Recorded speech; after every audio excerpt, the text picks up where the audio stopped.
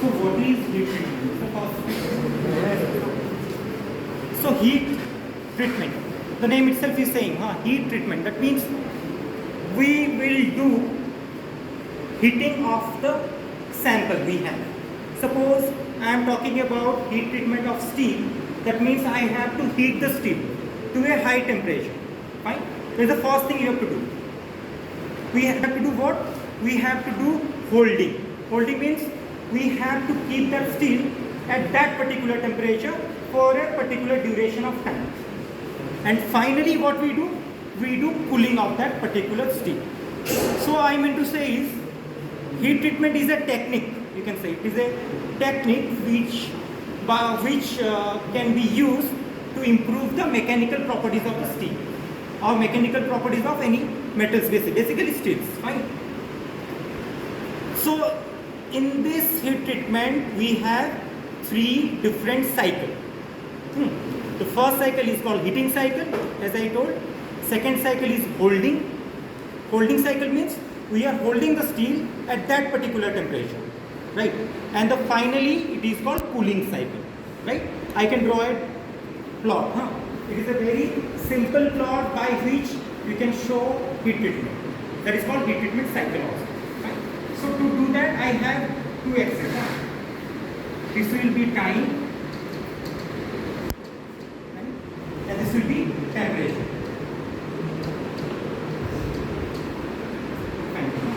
So time, temperature versus time.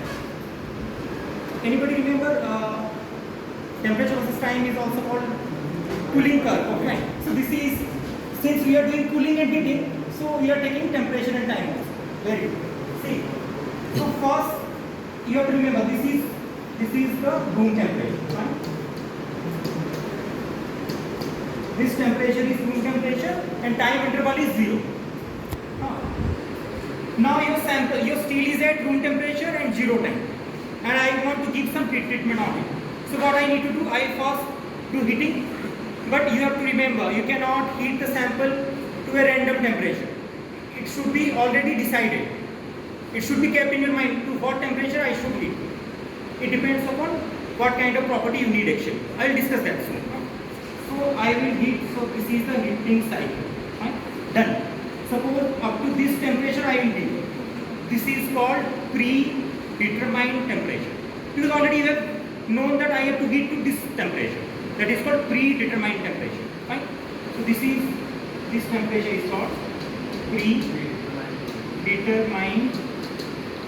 temperature. Fine. So this is heating cycle. So if you want to find out the temperature, this is the temperature. Time, how you can find out, just draw a projection. This is the time for heating. It is not required anyway. Then next cycle is called holding cycle. Technically it is called soaking. You have to remember that. Soaking. Like suppose you want to put a sponge into the water, it will take some time to absorb all the water. It is not immediately to absorb all the water. So you can say soaking time. Same thing, right? So this is, suppose I want to heat the sample up to this temperature for this interval of time. What is the interval of time? How to know that? This is the time, you understand? So this is the soaking time. Soaking time don't start from here to here. Basically it is from here to here, right?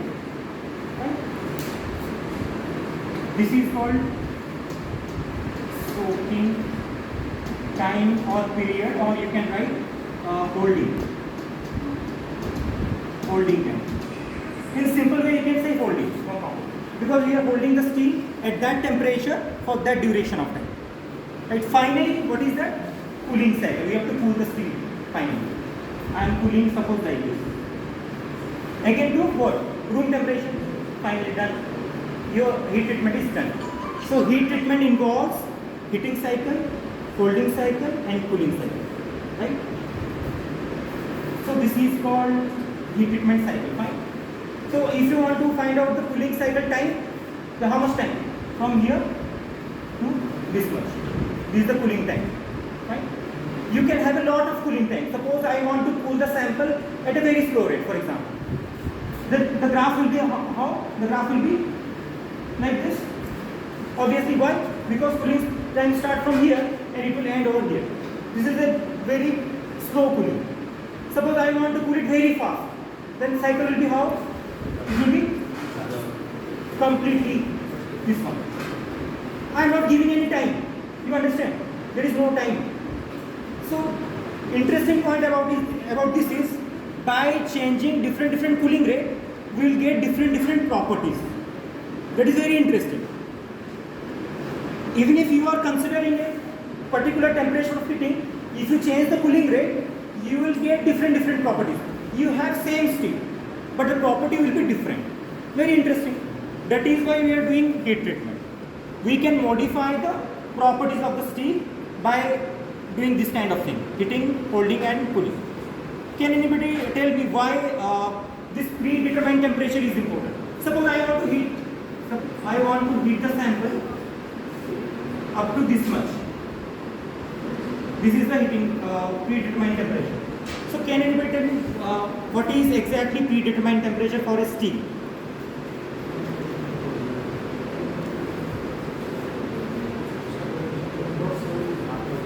See, this basically you have to remember this one. Basically, predetermined temperature is the austenitizing temperature, where austenite forms. How many of you remember at what temperature austenite forms? For a pure iron? For pure iron it is 910. You remember that, right? 910 for pure iron. But we are dealing with steels. So austenitizing temperature will remain fixed or change? It will change, right? Sometimes it is below 910. Basically it's below 910 basically. Okay, anyway. So you have to remember austenitizing temperature we choose is predetermined temperature we choose is basically austenitizing temperature. We have to make the steel austenitize completely. That means if you want to change the microstructure, you will find what? Grain of austenite and grain boundary of austenite. Anybody remember how it looks? Suppose you under a microscope you will find austenite phase is there. How it will look? A large size grain. Very good. It should contain large size grain. And you will be able to see only grain and grain boundary. Why? Austenite is a single phase. If it is a single phase, only grain and grain boundary will be there. No, nothing darker, whiter or black, nothing will be there. Only you will be able to see grain and grain boundary, and those grains are bigger grains. Why? Because of high temperature. More the temperature go, more will be the size of the austenite grain. It is okay? Up to this you understood? That will also influence. Anybody remember if austenite grain will be bigger? Suppose you want to get perlite at the end of the process, then perlite will be finer or bigger? Initial austenite grain size is bigger. You want to produce perlite application. That means austenite will transform into perlite. So perlite will be finer or coarser? Coarser. You should not forget about this thing. This is very important. Initial microstructure will influence the final property also. If the austenite grain will be bigger, perlite which will form, it is also bigger. If austenite grain will be smaller, then perlite form will be also smaller. Suppose you want to convert austenite into ferrite, for example. If austenite grain size will be bigger, ferrite form will be also bigger in size. So it is good or bad? Obviously bad. Why? How many of you remember why it is bad? Because always we want fine microstructure, smaller grains. Why? Because more number of grain boundaries will be there. Then what will happen? Strength will increase, hardness will increase, because grain boundaries are obstacles. Obstacles to what? Dislocations. He remember lot of things.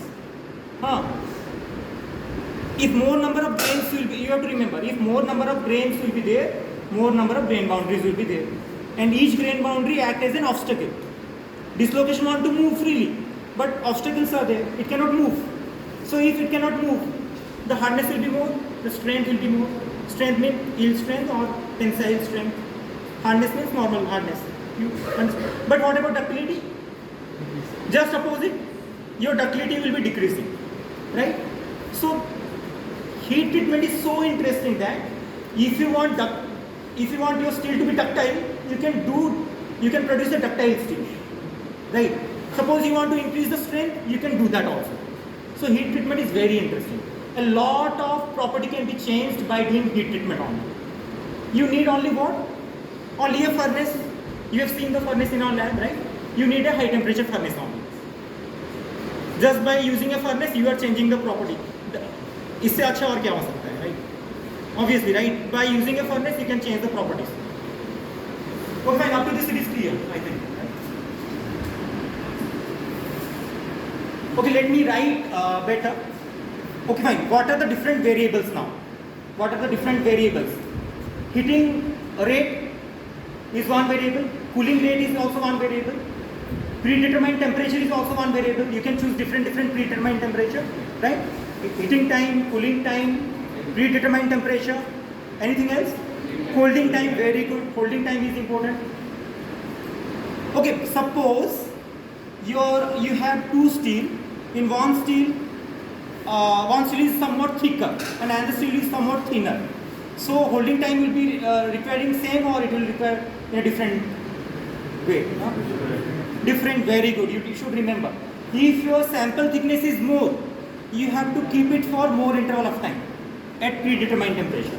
So soaking time is directly proportional to the thickness. You have to remember. Soaking time is directly proportional to the thickness of the sample. If the sample is more thicker, you need more soaking time. Why? Can anybody guess? Why so? Sorry? No. Oh yeah, you are saying something. Suppose this is a sample, for example. This is the thickness, fine. See, suppose I am taking this steel to the 1000 degrees centigrade. So do you think that 1000 degrees centigrade will be here also and here also at same time? No. Surface will be heated at a faster rate. So surface will reach 1000 degree quickly. But what about this core part or the center part? It takes some time to reach to the 1000 degree. That is why we need a soaking time. That means what? That means at the surface, the previous structure will be modified to austenite. Like this, for example. This is gamma. This will be gamma. But this will be still the old structure. So pearlite. But you want to convert everything to austenite, right? So you need a soaking time. You understood my point now? If you give more time, then everything will be austenite. Suppose this is the structure and you have grains. Right? You have different grains.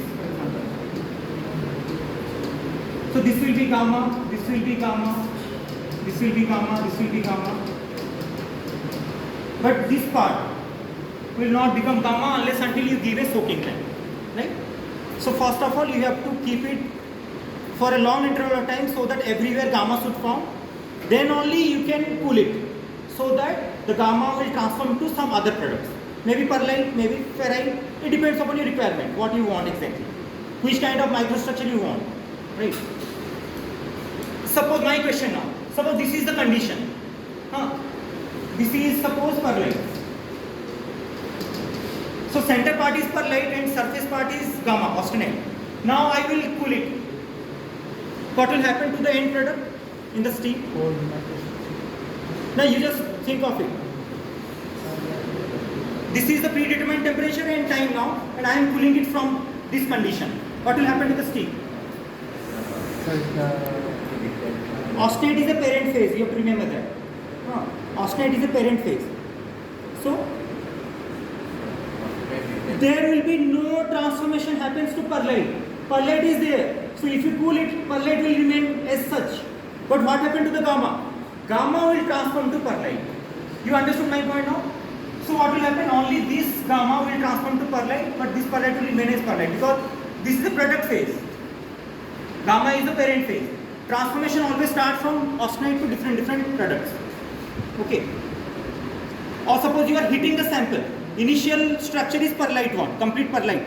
So that is the parent phase, you can say. Pearlite is the parent phase. When you are heating, it will become gamma. Again you are cooling, the gamma will transform into pearlite or something else, depending upon our requirement. It is okay? So that is why we have to convert everything to the gamma first. Every grain and grain boundary should be gamma, basically. Fine. Next is, So you understood the predetermined temperature requirement, holding time, right? And cooling rate is required. Okay, I'll tell you soon. I'm writing heat treatment.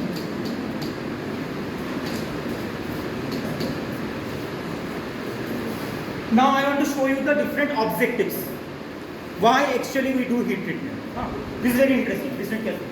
So the first objective may be to improve ductility. I want to improve the ductility of the steel. I can go for heat treatment simply. Nothing I want. I want to improve hardness. You can improve the hardness value of the steel. Initially you have a hardness. After doing heat treatment you can measure the hardness. It will be more. You can improve strength.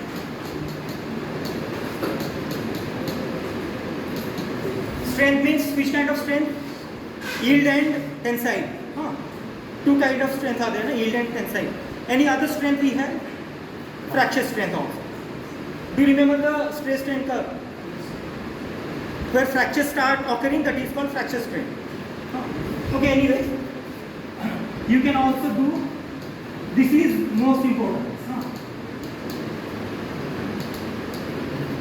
You can refine the grain size. Refinement of grain means what? You can reduce the size of the grain. You can make the grain finer. Right? So grain refinement can be done. You can remove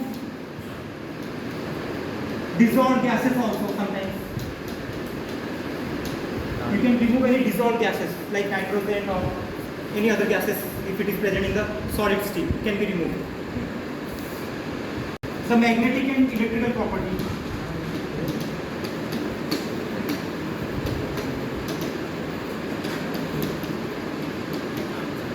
Electrical and magnetic property can be changed also. We can also improve the wear resistance. How many of you remember what is wear means? In a simple way you can explain it. What is wear? Tear apart over the surface. Wear basically starts from the surface, right? It is a surface phenomenon.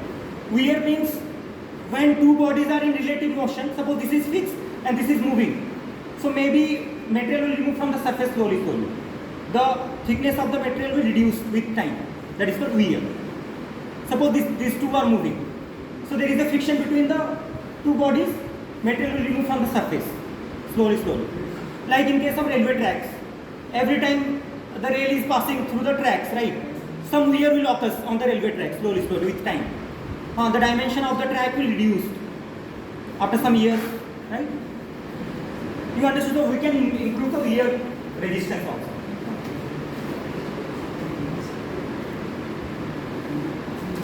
We can do what? We can also do recrystallization. You remember, everybody remember I think, what is recrystallization? We can go for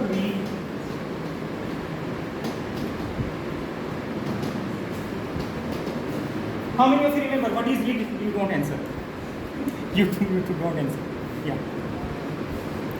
Sir, recrystallization रे माने जो dislocation जो grain सुड़ा form है recrystallization से जो surface grain boundary जो energy वाली है सेठी नवा grain सुड़ा form very excellent.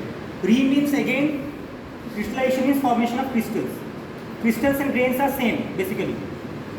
At one point of view, crystal and grains are same. Re means again, crystallization is again formation of crystals. This is simple way to remember. But you have to remember, the crystal which will form again, those are strain free. Strain free means they do not have any strain. If a material is having lot of strain, it is ductile or harder? Brittle, yes. It is harder or brittle. If there is no strain, it is ductile, flexible. You can deform it easily. So that is why if you remember, we do cold working. Anybody remember? Rolling, for example. Below recrystallization bed, we roll the steels. So what will happen? Lot of strain will be generating the material. So that is become stronger and harder, right? But again, you want ductility. You can go for heat treatment. That will again bring ductility. How? Because it will form new grains. Those are free of strains. Strain, if not there, it is ductile. So that can be done by heat treatment now. You can understand heat treatment is very beneficial. It will give a lot of benefits. Huh? Okay, what is the benefit of this one? Anybody remember grain refinement? Few minutes before I told you. No? What is the benefit of this? Huh? Toughness can be very, very good. There is a very interesting property that is called toughness. So, okay, let me tell you. Grain refinement is the only technique, basically, by which we can increase the strength and we can increase the toughness also. This is very interesting. Toughness means what? Exactly in simple way, toughness means the material will have ductility as well as strength. It is not possible now. If the direction of the strength strength is increasing, the ductility direction will be just opposite. You understood my point? If you want to increase the strength of the steel, ductility automatically decrease. Or if you want to increase the ductility, strength will increase. But toughness is in between. That means the steel will have strength also and ductility also. It is very interesting. That can be done by grain refining. You have to increase the number of grains. Or in other way, I can say we have to increase the number of grain boundaries. Like this, for example. Suppose this is the size of the steel and it has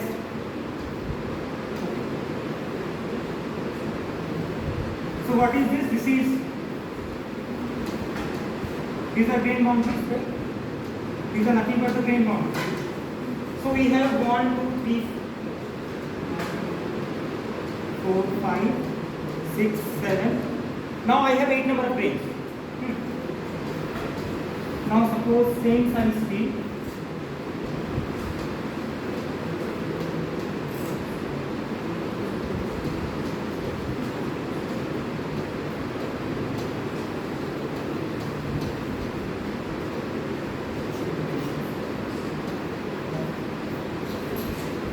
So you can see the number of grains have increased and number of grain boundaries have also increased.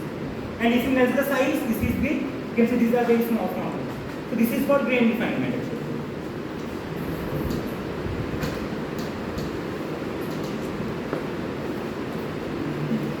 Suppose a dislocation is present, for example.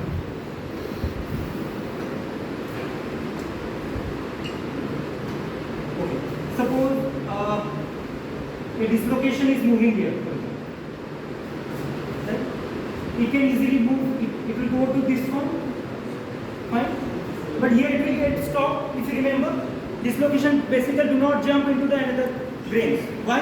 Because of different orientation, if you remember. Right? So it will stop. At the end, what will happen? Pile up will be there, a lot of dislocation will get piled up. So new dislocation may form also in the new grains. So in other way I can say this dislocation can move. Why? Because only 2 boundaries are there.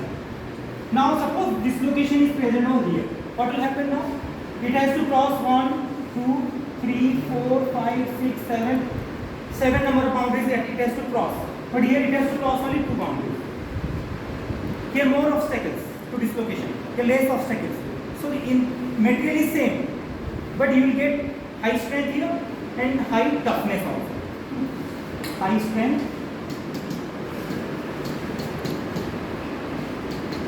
and high toughness.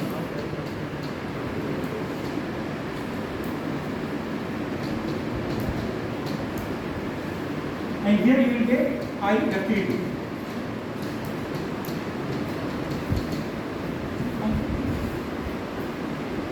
And you have to remember, grain refinement is the only technique by which we can maintain both strength and toughness.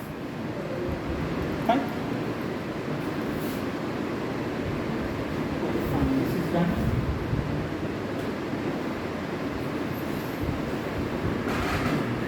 Diagram which is essential to do heat treatment. Because you have a predetermined temperature, you cannot go for any predetermined temperature, right? You should know the different temperature first. So I am drawing like this. This one and here. So here it will be what? Weight percentage of carbon. Composition axis. is composition axis and this is temperature.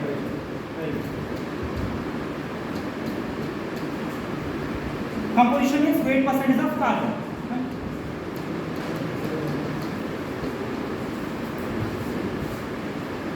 If you remember how to draw a iron carbon diagram easily, if you remember, I start from bottom. If you remember, right? So that part is essential actually. It is okay. Then it will be like this.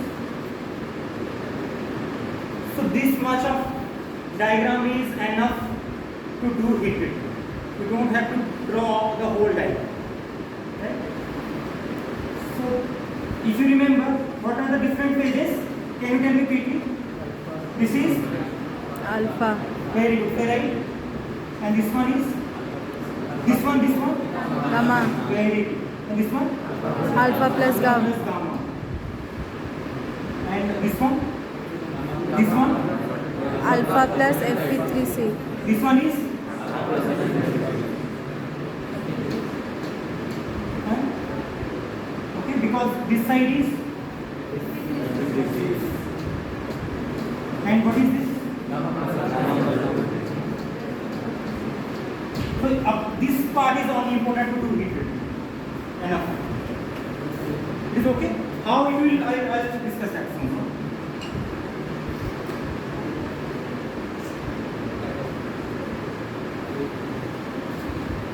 So now you can see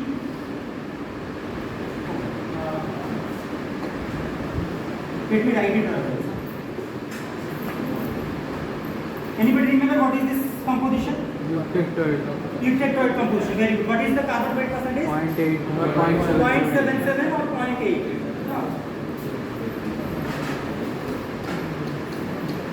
And what is this one? 0.025. And what is this one? This is 0. And what is this? 0.008. 0.00.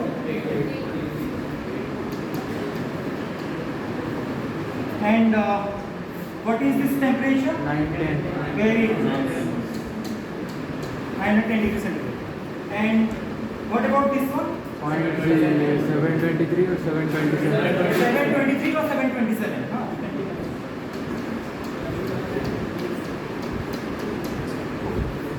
In textbook it is 723 basically.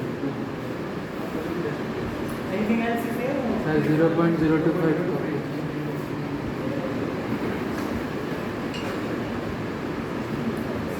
Okay, now you can see. So from here to here it is called which kind of steel? Hypoeutectoid. Because this is the eutectoid composition. So this is hypoeutectoid. And from here to here this is hypereutectoid. Up to 2%. Don't go above 2%. It becomes cast iron. 0.025 hypo. Sorry. 0.025 hypo. This is eutectoid steel. So below that composition is called hypo. Above that it is hypo. Up to 2-8%. Because above 2-8% it becomes cast iron. It is not steel. Okay, now we can have what are different temperatures. One is A0, and one is A1, A2, A3,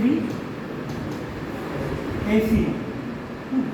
Basically, it is okay. How many of you remember what is A0 temperature, A1? But what is the meaning of A? Yeah. A means oscillate. What you are saying? A means arrest. That means arrest means okay. The temperature will not change quickly. It will stop over there. This is A0 and A0 temperature is this one. 210. You have to remember these things. A0 is 210. 210 degrees centigrade. What is that exactly? Okay, I am writing over here. 210 degrees centigrade. What is that exactly? Magnetic transition temperature of It is the magnetic transition temperature of, or better to write, it is the Curie temperature for cementite. You can write it. It is Curie temperature for cementite. Curie temperature, if you remember, if you go above the Curie temperature, magnetic property changes. Similarly, if you go below a Curie temperature, magnetic property changes. And you have to remember, low temperature properties is ferromagnetic. High temperature property is paramagnetic. whenever you rise the temperature, magnetic property reduces basically. This is the concept. Fine? Okay, fine. What is A1 now? A1 is this one. You remember, this one is the A1. Which is 727 or 723. What is the temperature? What happens at A1? You can see. Just have a look. Transformation will start if you go above, right? Alpha will become gamma. Right? Okay, this any phase you have, that will become gamma slowly. Fine? Suppose you have a steel of 0.77 weight percentage of carbon. If you go above 723, what will happen? Entire steel will become gamma. You understood my point? But if the steel composition is below 0.77, then you have two phases above 720. One will be alpha and another will be gamma. Right? So you can also say A1 is nothing but a phase transformation temperature, because there is a change in phase. But this, can we tell this one is a phase transformation temperature? No. A0 temperature is not a phase transformation temperature. Only magnetic property is changing. There is no change in the phase. It is okay? Fine. Now A2. So A2 will be here. 760. How much? 760. He remember everything. 768. What happens above 768? Curie temperature for It is a Curie temperature for gamma. alpha. Ferrite. Ferrite is present here. It is a Curie temperature of ferrite. It means what? If you have ferrite and you are going above 723, 768, what will happen to the? It become paramagnetic. Right? That means alpha is alpha. It is BCC still BCC. But magnetic property is changing. This alpha is ferromagnetic. Above 768, it becomes paramagnetic. You understood my point? So that means this is 768 degrees. So A2 is a phase transformation temperature or not? No. Here only magnetic property is getting changed. But there is no change in phase. Alpha remains as alpha. It is okay? Like cementite remains as cementite here. Similarly. Okay, next is A3. How many of you remember A3? This one. This one is A3. This is for pure iron. But if you increase the carbon percentage, A3 line is moving down. So you have to remember A3 line depends upon, or A3 temperature depends upon the weight percentage of carbon. If you increase the carbon, the A3 temperature will come down. It is okay? So this is A3. This is how much? It starts from 910 degrees centigrade to some extent up to how much? 723. Very good. It is fine now, right? So you understand why this part is important, because suppose you have a steel of 0.77 weight percentage of carbon, and you have a steel of suppose 0.2, and you want to choose the predetermined temperature. It will be different. For 0.77 carbon, it will be just above 723, right? But for 0.2, you have to go to a temperature of this much, above this, above A3. Listen it carefully again. This is important. You have a steel of 0.77 weight percentage of carbon. You want to make the steel austenite completely. So if you are going just above 723, suppose I am maintaining a temperature of 760. Enough. Right? Otherwise, by mistake, if you go to above A3, what will happen? What is the problem? You can go to a high temperature, no problem. Austenite phase still exists. But what is the problem? The austenite grain will be coarser. You understood my point now? That's why this diagram is important. You understood my point? You can go to a high temperature, no problem. But problem will be the grain of austenite will be bigger. And when you cool it, the product will form, those are also coarser. Property will deteriorate. It will not give you any advantage by doing heat treatment. That's why this part is important. But anyhow, if your steel is less than 0.77, you have to go to above what? A3. Why? Because above A3 austenite phase will be there. By mistakenly, suppose you keep the steel at this temperature. What will happen? Two phases are there, alpha and gamma. Some part will be in gamma phase, some part of the steel will be in alpha phase. When you cool it, what will happen? Alpha phase will remain as alpha. Only the gamma will transform into any required phase like perlite or something. You understood my point? But again I will tell you this one. You understood my point? So you have to go to a temperature where complete austenite should form. Okay, let me tell you again. Suppose you have a steel of this much composition, right? And you want to make it complete austenitized. Then you have to go to a temperature above A3. Right? But by mistakenly, suppose you have kept the steel at this temperature, which is below A3. You have two phases, reason alpha and gamma. So some part of the steel will be gamma, some part of the steel will be still in alpha state. You understood? Then final stage is what? Cooling cycle. After heating, holding, then cooling. Right? Even if you hold for a long interval of time, nothing will happen. Alpha will be there and gamma will be there. When you cool it, what will happen? The gamma will transform to your required product. If you want perlite, the product will be perlite. Right? But addition to that, you will be having also alpha. So you will end up with alpha and perlite. The problem will be what? Alpha is a soft phase, ductile. Perlite is a strong phase. So you want high hardness and high strength. But at the end of the cycle, you will get softness also. It is okay? Yes or no? It is okay now, right? Now what is ACM? CM represents cementite actually. You have to remember this is called upper critical temperature for cementite. And A3 is called upper critical temperature for this one. This part. For hypo. A3 is the upper critical temperature for hypo and A3 is the upper critical temperature for hyper. Hyperintensive. It is okay? Right? That means if you want to produce complete austenite, then you have to go to a temperature above ACM. Then only complete austenite will form. Or by mistake, if you keep the steel over here, then two things are there. Gamma will form, but still some cementite will be there. And you cool it, what will happen? End product will be? Gamma will transform to some phase. But this Fe3C will be remain as Fe3C. That is why austenite is a parent phase, where transformation occurs to different phases. You understood why this diagram is important? Right? So basically in maximum heat treatment, we have to go to a temperature where austenite remains. Complete austenite remains, basically. Not for all heat treatment, but basically, it is true. So this is, that means this temperature is also variable. It starts with how much? 723.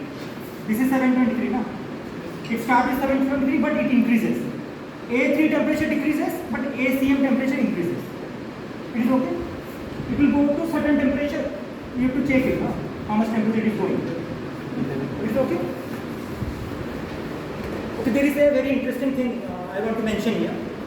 Suppose you have a hyper-eutectoid steel. So what is the composition of that? Above 0.77. Let it be 1%. Okay, everybody is agree?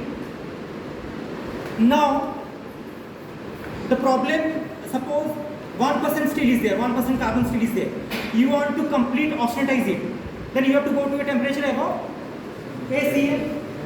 Yes or no? Yes. Agree? Above ACM? But some problem may occur. Why? Can anybody guess? Very good. Because you can see the temperature is increasing with carbon percentage. But in case of A3, it is decreasing. You don't have any problem. Right? अगर मैं ये composition का steel लिया तो मुझे ज़्यादा temperature जाना पड़ेगा, राइट? बट अगर मैं ये कंपोजिशन का मुझे कम टेम्परेचर जाना पड़ेगा, right? But here in this case it is just opposite because the temperature is getting rise with increasing weight percentage of carbon. अगर मैं मान लो कि this is 0.7, I am taking suppose 1 weight percent, then I have to go to a temperature of this much for complete austenitization. Suppose I am taking 1.5, I have to go to more high temperature. Then if I am taking below 2%, I have to go to more high temperature. So what will happen? The grain will become more coarser. That is one part. You understood if the grain will be coarser, what will happen? The product will be also coarser grain. That will deteriorate the properties. Right? Anything else will happen? Anybody guess? At high temperature, oxidation will occur. Steel will get oxidized. That is a corrosion. some material will remove from the surface due to formation of oxide. Oxidation problem will be there, right? Anything else? Decarbonization may occur. Decarbonization is removal of carbon from the surface. Some carbon from the steel will get removed. What will happen if the carbon concentration will go down?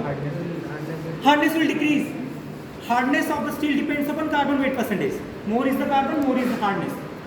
More is the carbon, more is the wear resistance also. You have to remember this thing. So if decarbonization will occur, what will happen? The property will deteriorate.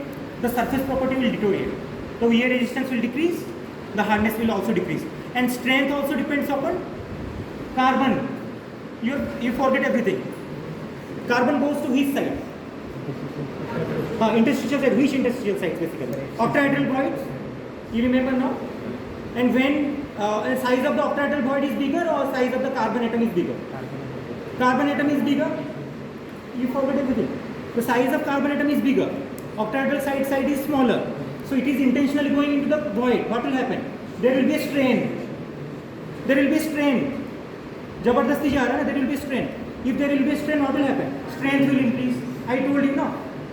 If you want to increase the strain in the material. Strength will increase automatically. Right? So if you add more carbon, more strain will be generated in the material, more will be the strength. But at the end, it may become brittle. You understand my point? It is not like that we can add lot of carbon. So that is why cast iron is brittle. But steel is stronger and ductile one also. Because cast iron has more amount of carbon, about 2%, to 8%. It is okay? Fine? Okay, I'll stop here. Fine? It is up to this. You have any doubt, you can ask me right here.